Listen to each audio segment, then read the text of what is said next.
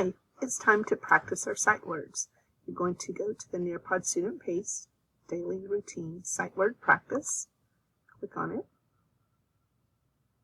You will enter your name and join the lesson. On the first page, you're going to practice saying your sight words. I'd like for you to practice them by saying them like a monster. Is with your what? Now it's your turn. Now say them like a baby. Ready? Go.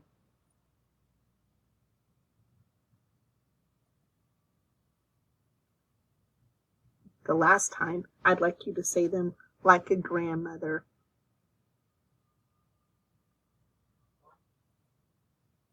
Okay, now I want you to click the blue button on the right. On this page and on the next 4 pages, you are going to